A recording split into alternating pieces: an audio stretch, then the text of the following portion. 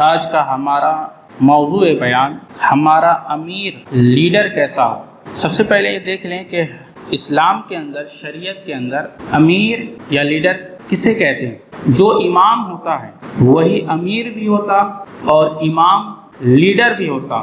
امام کمانڈر بھی ہوتا لشکر کا، اور امام حاکم بھی ہوتا، اور امام خلیفہ بھی ہوتا۔ تو امام کیا ہوتا؟ یہ سب ہوتا۔ تو جو امام ہوتا وہ یہ ساری چیزیں ہوتا ہے۔ جب اللہ کے رسول کسی کو کمانڈر بناتے تو وہ اس دستے کا، اس لشکر کا، اس کو کمانڈر بنایا گیا ہے، اس کی امامت وہ خود کرتا۔ جس قوم کا امیر بنایا جاتا اس قوم کی امامت وہ امیر ہی کرتا، اور جو خلیفہ ہوتا وہ بھی اپنی قوم اور اپنے لوگوں کی امامت وہ خود ہی کرتا۔ تو اس کا لغوی معنی ہے خلافت و پیشوائی، یا یوں کہہ لیں کہ امام سے مراد خلیفہ، امیر لشکر اور منتظم کرنے والا، انتظام کرنے والا یا ذمہ دار آدمی۔ شرعی تعریف اس کی یہ ہے کہ ایسی ریاست عامہ جو علوم دینیہ کے احیاء کے ذریعے ارکان اسلام کے قیام، جہاد کے دوام، اس کے لوازمات مثلا لشکروں کی ترتیب اور مال غنیمت و مال فی میں سے انہیں عطائیگی، اور اسی طرح سے منصب قضا کے قیام، حدود کے نفاذ اور مظالم کے خاتمے، امر بالمعروف اور نہی عن المنکر کے ذریعے نبی صلی اللہ علیہ وسلم کی نیابت کرتے ہوئے اقامت دین کا فریضہ ادا کرنے کے در پر ہو، یہ امام اور امیر ہوتا ہے، لیڈر ہوتا ہے۔ اسلام میں اس کی مشروعیت، شریعت میں اس کی حیثیت کیا ہے؟ امام شوکانی رحمہ اللہ علیہ کہتے ہیں رسول اللہ صلی اللہ علیہ وسلم کی وفات کے بعد صحابہ نے تمام کاموں پر امام کے قیام کو ترجیح دی، اور حضرت ابوبکر صدیق رضی اللہ تعالیٰ عنہ کو خلیفہ بنایا۔ حضرت ابوبکر صدیق رضی اللہ تعالیٰ عنہ کے بعد حضرت عمر رضی اللہ تعالیٰ عنہ، اس کے بعد حضرت عثمان، پھر حضرت عثمان غنی کو جب شہید کر دیا گیا رضی اللہ تعالیٰ عنہ، تو حضرت علی رضی اللہ تعالیٰ عنہ کی بیعت لی گئی۔ اس کے بعد حضرت حسن۔ پھر مسلمانوں میں یہ طریقہ جاری رہا۔ ساری امت کا معاملہ جب جمع ہو گیا، اجتماع ہوا، حتیٰ کہ اسلام کا پھیلاؤ یعنی فتوحات کی کثرت، علاقوں کی توسیع کی وجہ سے ہر علاقے کا الگ الگ ایک امیر، ایک حکمران منتخب کیا جاتا۔ پھر جب بھی کوئی حکمران فوت ہو جاتا تو فی الفور فوراً اس کے بعد ایک حکمران کا چناؤ عمل میں آتا، اور اس مسئلے میں کوئی اختلاف نہیں کرتا، بلکہ یہ اللہ کے رسول صلی اللہ علیہ وسلم کی وفات سے لے کر آج تک اس بات پر اجماع امت سے ثابت ہے۔ گویا مسلمانوں کا شروع سے کوئی نہ کوئی امام، کوئی نہ کوئی لیڈر، کوئی نہ کوئی امیر، کوئی نہ کوئی خلیفہ رہا ہے، جس کا کام ہی تھا نظام الہی اور عدل اور انصاف کو بلند کرنا، ظلم کو ختم کرنا۔ اسی طرح امام ابن تیمیہ رحمہ اللہ علیہ کہتے ہیں اس بات کو جاننا واجب ہے کہ لوگوں کے معاملات کی ولایت یعنی حکومت اور واجبات دین کے سب سے عظیم کاموں میں سے ہے، بلکہ دین کا قیام صرف اسی کے ذریعے ہو سکتا ہے کہ بنی آدم کے تمام مصالح و حاجات صرف ان کے باہمی اجتماع کے ساتھ ہی ممکن ہیں، اور کسی بھی جگہ جمع ہونے کے لیے ایک امیر کا ہونا، ایک لیڈر کا ہونا ضروری ہے، جیسا کہ رسول اللہ صلی اللہ علیہ وسلم نے فرمایا کہ جب تم میں 3 آدمی سفر کر رہے ہوں تو چاہیے کہ ان میں سے تم ایک کو امیر بنا لو۔ یعنی 3 آدمیوں میں بھی نبی نے کیا کہا؟ ان میں سے ایک امیر کو چن لو، ایک امیر بنا لو۔ یہ جائے گا کہ ایک پوری جماعت، پوری امت وجود میں ہو، اس کا کوئی امیر، کوئی لیڈر نہ ہو، کوئی رہنما نہ ہو۔ اللہ تبارک و تعالیٰ قرآن میں فرماتا ہے یا ایھا الذین آمنوا اطیعوا اللہ و اطیعوا الرسول و اولی الامر منکم، یہ سورہ نساء کی آیت نمبر 59 ہے کہ اے ایمان والو اللہ کی اطاعت کرو اور اللہ کے رسول کی اطاعت کرو، و اولی الامر منکم، اور ان کی جو تمہارے درمیان اولی الامر ہیں۔ یہ اولی الامر سے مراد مفسرین نے اس کے معنی رکھے ہیں لکھے ہیں کہ قاضی جو ججمنٹ دیتا ہو، جو جج ہو اور جو کتاب و سنت کی روشنی میں فتویٰ دیتا ہو، اور وہ حاکم، وہ حکمراں، وہ امیر جو لوگوں کے معاملات کو سنوارتا اور دیکھتا ہو، تو اولی الامر سے مراد یہ ہے کہ تم ان کی اطاعت کرو، لیکن ان کی اطاعت مستقل نہیں ہے۔ اللہ کی اطاعت، اللہ کے رسول کی اطاعت مستقل ہے، ان کو کبھی نہیں چھوڑنی، لیکن اولی الامر کی اطاعت ان یعنی اللہ کی اور اللہ کے رسول کی اطاعت کی روشنی میں کرنی ہے۔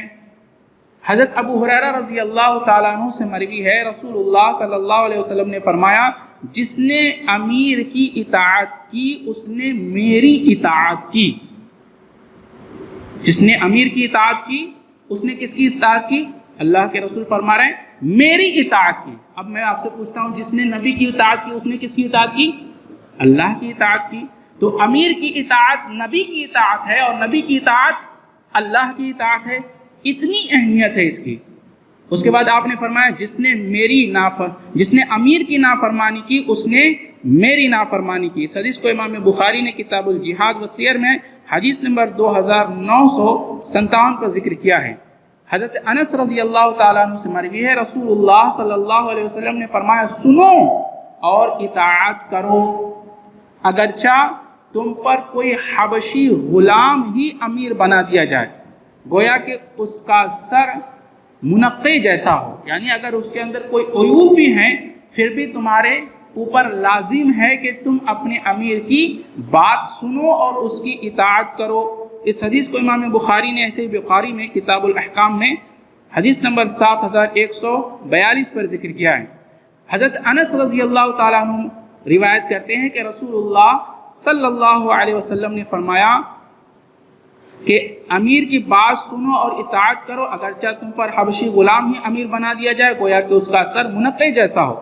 ایک دوسری روایت میں حضرت ابن عمر فرماتے ہیں، کہتے ہیں کہ اللہ کے رسول صلی اللہ علیہ وسلم نے فرمایا، مسلمان آدمی پر سننا اور اطاعت کرنا لازم ہے، خواہ وہ اسے پسند کرتا ہو یا ناپسند کرتا ہو، الا کہ اسے کسی نافرمانی کا حکم دیا جائے، پس اگر اسے اللہ اس کے رسول کی نافرمانی کا کوئی امیر حکم دیتا ہے تو پھر اس میں سننا اور اطاعت کرنا نہیں ہے۔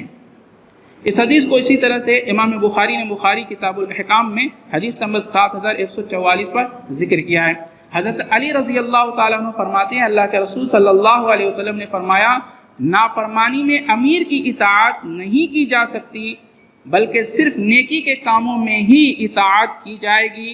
ان تمام روایات سے ہمیں یہ بات بخوبی واضح ہو گیا کہ ہمیں امیر کی اطاعت کرنی چاہیے اور اپنے میں سے کسی نہ کسی کو امیر چننا چاہیے۔ امارت اور حکومت یہ اللہ کی بہت بڑی نعمت ہے۔ انبیاء کرام پر اللہ تبارک و تعالیٰ نے اس کا ذکر کرتے ہوئے فرمایا کہ یہ نعمت ہم نے انبیاؤں کو بھی دی تھی۔ قرآن مجید میں اللہ تعالیٰ نے واضح طور پہ فرمایا کہ کتابوں کو نازل کرنے اور انبیاء کی بعثت کا ایک مقصد یہ بھی ہے کہ انسانی سماج میں انصاف قائم کیا جائے۔ اللہ تعالیٰ فرماتا ہے، لَقَدْ أَرْسَلْنَا رُسُلَنَا بِالْبَيِّنَاتِ وَأَنزَلْنَا مَعَهُمُ الْكِتَابَ وَالْمِيزَانَ لِيَقُومَ النَّاسُ بِالْقِسْطِ۔ ہم نے اپنے رسولوں کو صاف صاف نشانیوں اور ہدایت کے ساتھ بھیجا اور ان کے ساتھ کتاب یعنی میزان اتارا تاکہ لوگ انصاف قائم کیا جائے، تاکہ لوگوں میں کیا کیا جائے؟ انصاف قائم کیا جائے۔ اب سوال یہ ہے، لوگوں میں انصاف کیسے قائم کیا جائے گا؟ ظاہر ہے بغیر حکومت اور بغیر اقتدار کے تو یہ ممکن نہیں ہوگا، اسی لیے اللہ تعالیٰ نے تمام انبیاء کرام کو بھیجنے کے مقاصد میں یہ بات شامل فرمائی ہے کہ ہر پیغمبر اس دنیا میں آ جانے کے بعد اللہ تبارک و تعالیٰ کے نظام کو اس دنیا میں قائم کرنا ان کا مقصد ہوتا ہے۔ قرآن میں ایک نعمت کی حیثیت سے اقتدار اور حکومت کا ذکر کیا گیا۔ اللہ تعالیٰ نے یہ وعدہ کیا کہ اگر تم ایمان اور عمل صالح کا ثبوت دو گے تو زمین کی خلافت تم کو عطا کی جائے گی اور تمہیں زمین کے اندر جگہ بخشی جائے گی۔ اللہ تعالیٰ فرماتا ہے، وعد اللہ الذین آمنوا منکم وعاملوا الصالحات لَيَسْتَخْلِفَنَّهُمْ فِي الْأَرْضِ كَمَا اسْتَخْلَفَ الَّذِينَ مِنْ قَبْلِهِمْ۔ سورہ نور کی آیت نمبر 55 ہے، اللہ فرماتا ہے اللہ نے وعدہ کر رکھا ہے کس سے؟ مومنوں سے، ایمان والوں سے، جو ایمان لائے ہیں اور جو نیک اعمال کریں گے ان کو اسی زمین میں خلیفہ بنائیں گے۔ اللہ تعالیٰ اس کو اس زمین میں کیا کرے گا؟ خلیفہ بنائے گا، جس طرح ان سے پہلے لوگوں کو اللہ نے خلیفہ بنایا۔ تو یہ خلافت کب ہمیں ملیں گی؟ اللہ فرماتا ہے جب تم سچے پکے ایمان والے ہوگے اور جب تم عمل صالح کرو گے تو اللہ کہتا ہے، اللہ کا وعدہ ہے کہ ہم تمہیں زمین میں خلافت دیں گے۔ اگر ہمیں خلافت، حکومت اور امارت چاہیے، ہمیں منصب چاہیے تو کیا کرنا ہے؟ اللہ کہتا ہے ایمان لاؤ اور عمل صالح کرو۔ آگے کہا گیا ہے شرک سے بچ جاؤ، اللہ کے ساتھ شریک نہ کرو، تو اللہ تمہیں زمین میں خلافت دے گا۔ اسی طرح حضرت ابراہیم علیہ السلام کا ذکر کرتے ہوئے، ان پر احسانات کا ذکر کرتے ہوئے اللہ تعالیٰ فرماتا ہے فَقَدْ آتَيْنَا آلَ إِبْرَاهِيمَ الْكِتَابَ وَالْحِكْمَةَ وَآتَيْنَاهُمْ مُلْكًا عَظِيمًا۔ سورہ نساء کی آیت نمبر 54 ہے، یعنی 54 نمبر کی آیت ہے۔ اللہ فرماتا ہے ہم نے آل ابراہیم کو کتاب اور حکمت سے نوازا اور انہیں عظیم الشان حکومت عطا کیا۔ تو یہاں دیکھیں بطور حکومت کو کس لیے پیش کیا گیا؟ نعمت کے طور پر، احسان کے طور پر اللہ نے بیان کیا۔ حضرت موسیٰ علیہ السلام کے بارے میں اللہ فرماتا ہے یا قوم اذکروا نعمت اللہ علیکم اذ جعل فیکم انبیاء وجعلکم ملوکا۔ یہ سورہ مائدہ کی آیت نمبر 20 ہے کہ اے میری قوم، حضرت موسیٰ کہتے ہیں اے میری قوم کے لوگوں، اپنے اوپر کی گئی اللہ کی نعمت کو یاد کرو جبکہ اس نے تم میں بہت سے انبیاء پیدا کیے اور تم کو ان کا فرما روا یعنی فرما بردار بنایا۔ حضرت داؤد علیہ السلام اور حضرت سلیمان علیہ السلام کی زبردست سلطنت آپ کو معلوم ہے، زبردست سلطنت کے مالک تھے۔ نیز اللہ نے یہ اصول بھی بیان کیا، اصول بڑی زبردست ہے، یہ بات یہاں سے لے کر جائیے۔ سورہ انبیاء کی آیت نمبر 105 ہے، آپ خود بھی اس کو پڑھیں، نوٹ کیجئے اور پڑھیے۔ اللہ فرماتا ہے وَلَقَدْ كَتَبْنَا فِي الزَّبُورِ مِن بَعْدِ الذِّكْرِ أَنَّ الْأَرْضَ يَرِثُهَا عِبَادِيَ الصَّالِحُونَ، اور زبور میں ہم نصیحت کے بعد یہ لکھ چکے ہیں کہ زمین کے وارث ہمارے نیک بندے ہی ہوں گے۔ اللہ اکبر، زمین کے وارث کون ہوں گے؟ جو ہمارے نیک بندے ہوں گے۔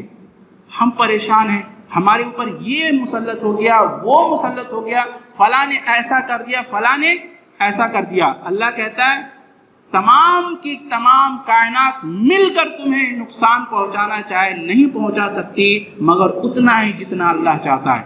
تو آپ کو اللہ کہتا ہے کہ اپنے اعمال ہمارے پاس اچھے بھیجو تاکہ تمہارے حق میں فیصلہ اچھا اترے۔ تو اللہ کہتا ہے نیک بن جاؤ، تو زمین کی خلافت تو ہم نے لکھ دی ہے، زمین کی خلافت تمہیں عطا کی جائے گی۔ اللہ تبارک و تعالیٰ نے اپنے پیارے انبیاء کرام کو بادشاہیت کی نعمت سے نواز رکھا تھا اور انہیں بادشاہیت سونپنے کا مقصد ہی تھا کہ وہ اس زمین پر اللہ رب العالمین کے نظام کو نافذ کرے اور قائم کرے۔ اگر کسی کو حکومت مل جائے تو حاکم اور امیر کو کیسا ہونا چاہیے، کیا کرنا چاہیے؟ اس سلسلے میں اللہ تعالیٰ فرماتا ہے وَأَنزَلْنَا إِلَيْكَ الْكِتَابَ بِالْحَقِّ مُصَدِّقًا لِمَا بَيْنَ يَدَيْهِ مِنَ الْكِتَابِ وَمُهَيْمِنًا عَلَيْهِ فَاحْكُم بَيْنَهُم بِمَا أَنزَلَ اللَّهُ وَلَا تَتَّبِعْ أَهْوَاءَهُمْ۔ یہ سورہ مائدہ کی آیت نمبر 48 یعنی 48 نمبر کی آیت ہے۔ اللہ فرماتا ہے ہم نے آپ صلی اللہ علیہ وسلم کی طرف کتاب نازل کی ہے کہ حق کے ساتھ جو تصدیق کرنے والی ہے، اپنے سے پہلی کتابوں کی ان پر نگراں ہیں، ان کے درمیان فیصلہ کریں اور ان کے مطابق جو اللہ نے نازل کیا ہے ان کی خواہشات کی پیروی نہ کریں۔ اللہ نے جو نازل کیا ہے اس کے مطابق ان کے درمیان کیا کریں؟ فیصلہ کریں۔ اللہ نے سورہ مائدہ کی آیت نمبر 48 نمبر میں یہ ذکر فرمایا۔ رسول اللہ صلی اللہ علیہ وسلم نے ساری زندگی اللہ تعالیٰ کے قوانین کی بالادستی میں گزاری۔ اللہ رب العالمین کا جو حکم ہوتا نبی صلی اللہ علیہ وسلم ویسا ہی ارشاد فرماتے، ویسا ہی عمل کرتے۔ سیدنا ابو ہریرہ رضی اللہ تعالیٰ عنہ فرماتے کہتے زید بن خالد رضی اللہ تعالیٰ عنہ فرماتے ہیں کہ ہم اللہ کے رسول صلی اللہ علیہ وسلم کے پاس تھے کہ ایک آدمی کھڑے ہوئے اور کہا میں آپ کو اللہ کی قسم دیتا ہوں آپ ہمارے درمیان اللہ کی کتاب کے مطابق فیصلہ کریں۔ اس پر اس کا مقابل ایک اور آدمی کھڑا ہوا جو اس سے بھی سمجھدار اور بہتر تھا، اس نے کہا واقعی آپ ہمارے درمیان صرف اور صرف اللہ کی کتاب کے مطابق ہی فیصلہ کریں اور مجھے گفتگو کی اجازت دیجیے کہ میں کچھ بات کہہ سکوں۔ آپ صلی اللہ علیہ وسلم فرمایا ٹھیک ہے کہو۔ اس شخص نے کہا کہ میرا بیٹا اس آدمی یعنی اس شخص کے یہاں مزدوری کیا کرتا تھا، پھر اس نے اس کی عورت سے زنا کر لیا، میں نے اس کے فدیے میں اسے 100 بکری اور 1 خادم دیا، ایک غلام دیا اور 100 بکری فدیے میں دیا۔ پھر میں نے بعض علم والوں سے پوچھا تو انہوں نے مجھے بتایا کہ میرے لڑکے پر 100 کوڑے اور 1 سال شہر بدر کی سزا ہے، کہ وہ اس کے اوپر حد نافذ ہے کہ وہ اس شہر سے 1 سال کے لیے دور ہو جائے اور 100 کوڑے اس کو مارے جائیں۔ آپ صلی اللہ علیہ وسلم نے اس پر فرمایا والذی نفسی بیدی، قسم ہے اس ذات کی جس کے ہاتھ میں میری جان ہے، میں تمہارے درمیان صرف اور صرف اللہ کی کتاب کے مطابق ہی فیصلہ کروں گا۔ 100 بکریوں اور خادم تمہیں واپس ہوں گے اور تمہارے بیٹے کو 100 کوڑے لگائے جائیں گے اور 1 سال کے لیے اسے شہر سے الگ کر دیا جائے گا۔ اور اے انیس صبح کو اس کی عورت کے پاس جانا، اس عورت کے پاس جانا اور اگر وہ زنا کا اقرار کر لے تو اس کو رجم کر دینا۔ اس حدیث کو امام بخاری نے بخاری میں حدیث نمبر 6827 پر ذکر کیا۔ اس سے معلوم ہوا کہ سیرت النبی صلی اللہ علیہ وسلم کو اگر ایک حاکم اور ایک امیر اور ایک امام کے روپ میں رکھا جائے تو اس سے یہ سبق بھی لینا چاہیے کہ اللہ کے رسول نے اللہ تبارک و تعالیٰ کے قانون اور اللہ تبارک و تعالیٰ کے نظام کو اس دنیا میں رائج کیا۔ ہمیں بھی حد الوسیع اپنے طاقت کے مطابق اس کی پیروی کرنے کی ضرورت ہے، تبھی ہم سیرت کے اس روشن پہلو پر عمل کر سکیں گے اور اللہ تبارک و تعالیٰ کی رحمت ہمارے اوپر ہو سکے گی۔ ایک حاکم کو، ایک امیر کو، ایک امام کو لوگوں کے درمیان عدل و انصاف کے مطابق فیصلہ کرنا چاہیے۔ حضرت اما عائشہ صدیقہ رضی اللہ تعالیٰ عنہ فرماتی ہیں، کہتی ہیں کہ ایک مخزومی عورت جس نے چوری کی تھی، اس کی وجہ سے قریش بڑے فکر مند تھے، وہ کہنے لگے اس کی سفارش اللہ کے رسول صلی اللہ علیہ وسلم سے کون کرے گا؟ پھر خود ہی کہنے لگے کہ اس کی جرأت تو کسی کو نہیں ہے، لہٰذا اللہ کے رسول صلی اللہ علیہ وسلم کے نزدیک جو سب سے زیادہ محبوب ہیں انہیں بھیجا جائے۔ اسامہ بن زید کا نام آیا اور ان کو بھیجا گیا۔ اسامہ بن زید نے آپ سے اس کی سفارش کی جس عورت نے چوری کی تھی۔ رسول اللہ صلی اللہ علیہ وسلم نے فرمایا کہ تو اللہ تعالیٰ کی مقرر کردہ حدوں میں ایک حد کو نافذ نہ کرنے کی بابت اس کے تعلق سے سفارش کر رہا ہے۔ پھر آپ کھڑے ہوئے منبر پہ اور خطاب کرتے ہوئے فرمایا تم لوگوں سے پہلے لوگ اسی بنا پر ہلاک ہوئے کہ جب ان میں کوئی بلند مرتبہ شخص چوری کر لیتا تو اسے چھوڑ دیتے تھے، اور جب کوئی کمزور شخص چوری کر لیتا تو اس پر حد نافذ کرتے تھے۔ اللہ کی قسم، اب یہاں غور کیجئے، ہمارا لیڈر کیسا ہو؟ محمد رسول اللہ صلی اللہ علیہ وسلم کی بتائی ہوئی تعلیمات اور لائی ہوئی شریعت کے مطابق فیصلہ کرنے والا ہو۔ نبی صلی اللہ علیہ وسلم نے اس کے بعد فرمایا کہ قسم اللہ تبارک تعالیٰ کی اگر بالفرض محمد صلی اللہ علیہ وسلم کی بیٹی فاطمہ بھی اگر یہ کام کرتی تو میں اس پر بھی حد نافذ کرتا اور اس کے ہاتھ کاٹ دیتا۔ اس حدیث کو اسی طرح امام النسائی نے حدیث نمبر 4903 پر ذکر فرمایا ہے۔ ہمارے امیر اور ہمارے لیڈر کو کیا چاہیے کہ وہ عہدہ اور منصب، قابلیت اور کردار والوں کو دیں، رشوت دینے والوں کو اور اپنے قریبی والوں کو نہ دیں۔ عہدے اور مناصب صرف اہل کو اور ذمہ دار شخص کو دینا چاہیے۔ کیوں؟ حضرت ابو ذر غفاری رضی اللہ تعالیٰ عنہ سے روایت ہے کہ انہوں نے ایک دفعہ نبی صلی اللہ علیہ وسلم سے پوچھا آپ مجھے کیوں کسی سرکاری کام پر نہیں لگاتے؟ کون ہے؟ ابو ذر غفاری، کتنے بڑے صحابی ہیں، کہتے کیوں نہیں کوئی سرکاری عہدہ مجھے دیتے ہیں؟ تو نبی صلی اللہ علیہ وسلم نے کہتے ہیں کہ میرے کندھے کے درمیان ایک ضرب لگائی اور فرمایا اے ابو ذر تم ایک کمزور آدمی ہو اور یہ عہدے قیامت میں حسرت اور ندامت کے سبب ہوں گے سوائے اس کے جس نے اسے حق کے ساتھ لیا اور جو ذمہ داریاں اس پر ڈالی گئی تھیں اس نے اس کو ادا کر دیا۔ اس حدیث کو امام مسلم نے مسلم میں حدیث نمبر 1825 پر ذکر کیا ہے۔ ایک امیر اور لیڈر کو چاہیے کہ وہ غریبوں، مسکینوں، یتیموں اور قرض داروں کا خاص خیال رکھے اور ان کا قرض ادا کرے۔ کیوں؟ آپ صلی اللہ علیہ وسلم کی غریبوں کے ساتھ شفقت اس بات سے بھی معلوم کی جا سکتی ہے کہ اگر کوئی غریب شخص فوت ہو جاتا اور اس کے ذمہ کوئی قرض ہوتا تو آپ کے پاس بھی پیسے موجود ہوتے تو آپ صلی اللہ علیہ وسلم اپنی طرف سے ادائیگی فرما دیتے اور اس کی نماز جنازہ پڑھاتے، جیسا کہ سیدنا ابو ہریرہ رضی اللہ تعالیٰ عنہ فرماتے ہیں رسول اللہ صلی اللہ علیہ وسلم کے پاس جب کسی ایسے میت کو لایا جاتا جس پر کسی کا قرض ہوتا تو آپ فرماتے کیا اس نے اپنے قرض کے ادا کرنے کے لیے کچھ چھوڑا ہے؟ پھر اگر کوئی آدمی اٹھتا آپ کو بتا دیتا کہ ہاں اتنا مال ہے جس سے اس کا قرض ادا کیا جا سکتا ہے تو آپ اس کی نماز جنازہ پڑھاتے، ورنہ آپ صلی اللہ علیہ وسلم مسلمانوں ہی سے فرما دیتے کہ اپنے ساتھی کی نماز جنازہ پڑھ لو۔ پھر جب اللہ تعالیٰ نے آپ صلی اللہ علیہ وسلم پر فتح کے دروازے کھول دیے تو آپ نے فرمایا کہ میں مسلمانوں کا خود ان کی ذات سے بھی زیادہ مستحق ہوں، اس لیے اب جو بھی مسلمان وفات پائے اور وہ مقروض ہو تو اس کا قرض ادا کرنا میرے ذمہ ہے، اور جو مسلمان مال چھوڑ جائے وہ اس کے وارثوں کا حق ہے۔ اس حدیث کو امام بخاری نے بخاری میں حدیث نمبر 2298 پر ذکر کیا ہے۔ آج کل کے ہمارے لیڈر اور ہمارے جو امیر مقرر ہیں یہ اپنی دنیا سنوارنے میں ہمارے غریبوں اور مسکینوں کی دنیا اجاڑ بیٹھتے ہیں، جبکہ ہمارا لیڈر کیسا ہونا چاہیے کہ وہ اپنی دنیا اجاڑ کر اپنے غریبوں مسکینوں کے حقوق کو ادا کرے۔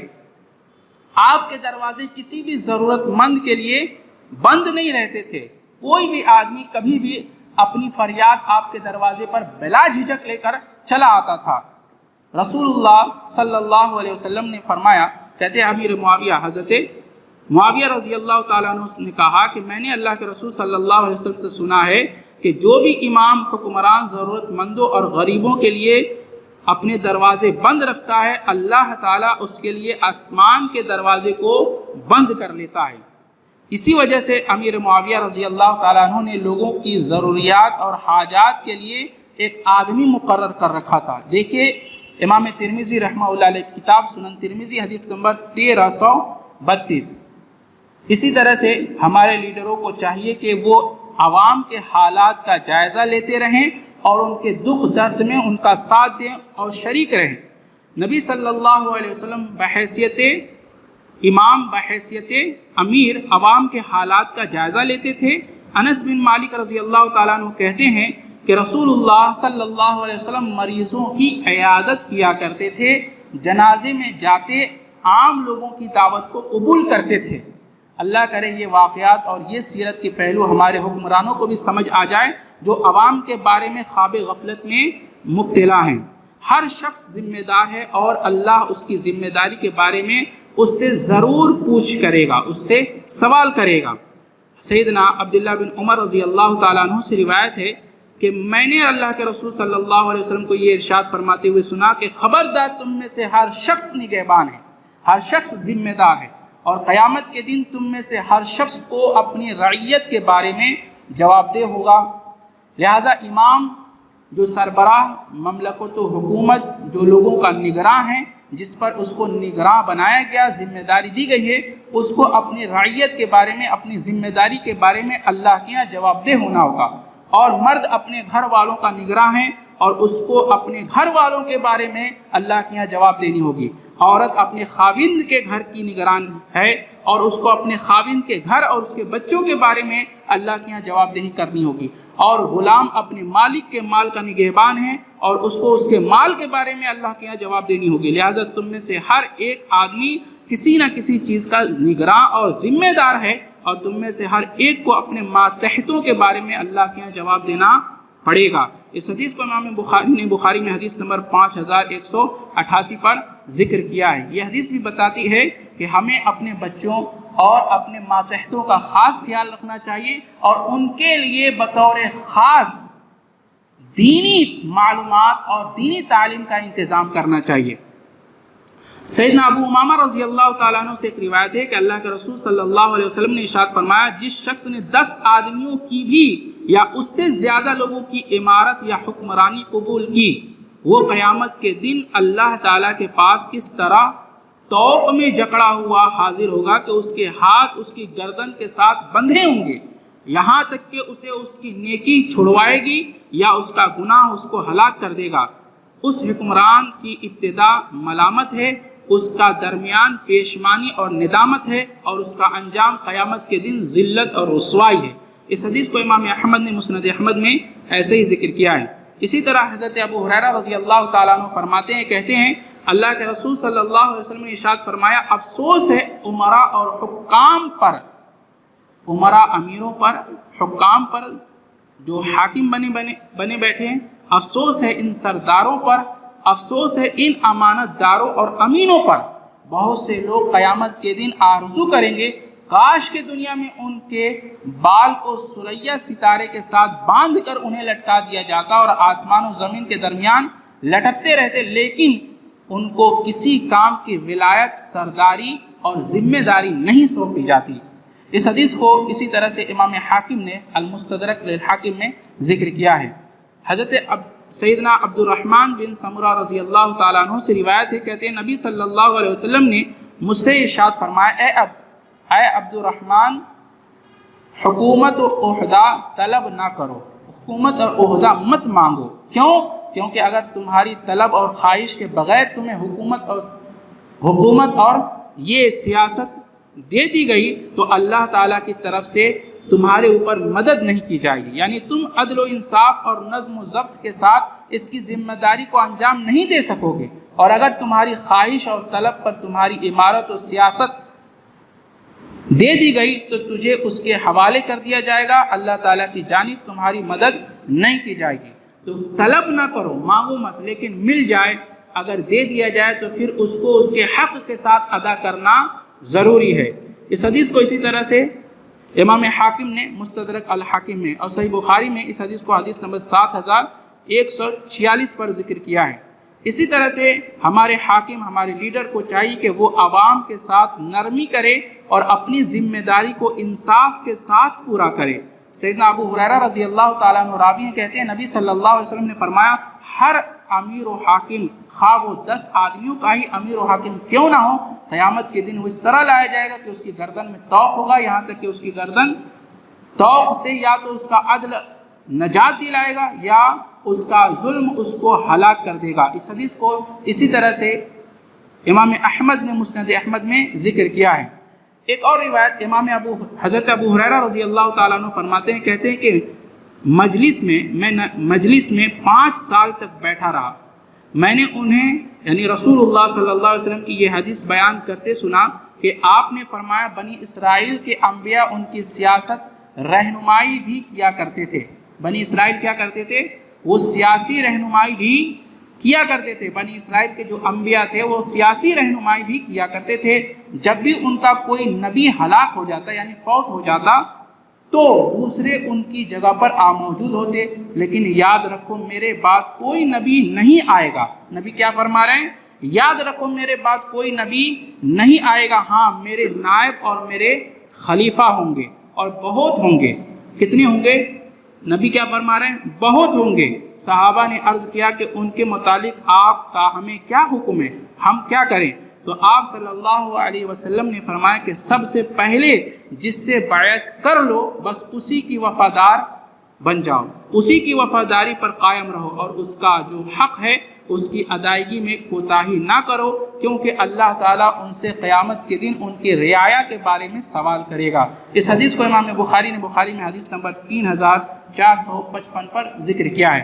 ہمارے درمیان امیر اور حکمرانوں کو چاہیے کہ وہ ان صفات کے حامل ہو جیسا کہ نبی تھے۔ بہت افسوس سے کہنا پڑتا ہے، ہم اللہ سے دعا کرتے ہیں یا رب العالمین ہمارے درمیان ایسا امیر اور ایسا لیڈر بھیج جیسا کہ تو نے حضرت عمر رضی اللہ تعالی عنہ کو لیڈرشپ عطا فرمائی تھی۔ یا رب العالمین ان کے مثل، ان کی پرچھائی کے مثل ہمارے درمیان ایسا لیڈر بھیج۔ یا رب العالمین یا ارحم الراحمین ایسا لیڈر بھیج جو محمد رسول اللہ صلی اللہ علیہ وسلم کی شریعت پر عمل کرے، نبی صلی اللہ علیہ وسلم کی لائی ہوئی شریعت اور لائے ہوئے نظام پر عمل کرے۔ یا رب العالمین ہماری دعا ہے یا رب العالمین کہ تو جس طرح سے ذوالقرنین کو یا رب العالمین لوگوں کے درمیان بھیجا تھا، ان کے درمیان حق و انصاف کرنے کے لیے، ہمارے درمیان بھی کسی کو کھڑا کر جو ہمارے حق کے لیے لڑے اور اللہ تیرے قانون کو نافذ کرے۔ یا رب العالمین جس طرح سے اللہ تبارک و تعالیٰ تو نے ذوالقرنین کو حکومت عطا فرمائی، لیڈرشپ عطا فرمائی، اور ذوالقرنین نے تمام کی تمام جگہوں کو عدل و انصاف سے بھر دیا، ایسے ہی ہمارے درمیان بھی ایسے لیڈر کو بھیج جو ہمارے درمیان انصاف کو بھر دے اور ہماری آواز بنے، ہماری طاقت بنے، ہمارے ظلم کو ختم کرے، ہمیں انصاف دلائے، ہمیں امن دلائے، ہمیں سلامتی دلائے۔ اللہ سے دعا ہے یا رب العالمین ہم سب کے گناہوں کو معاف فرما، ہم سب کے اس بیٹھنے کو قبول فرما۔ یا رب العالمین جتنے بھی لوگ اپنے وقت کو فارغ کر کے اس درس کو سننے کے لیے آئے ہیں، رب العالمین ان کو بیٹھنے کو قبول فرما، ان کے عمل کو قبول فرما۔ یا رب العالمین یا ارحم الراحمین ان کی اس قربانیوں کو قبول فرما، ہمارے لیے اس بیٹھنے کو ذریعہ نجات بنا، ہماری مغفرت کا ذریعہ بنا۔ یا رب العالمین ہم سب کو دین پر عمل کرنے اور دین پر ہی خاتمہ بالخیر فرما۔ آمین۔ سبحانک اللہم و بحمدک و اشہد ان لا الہ الا انت استغفرک و اتوب الیک۔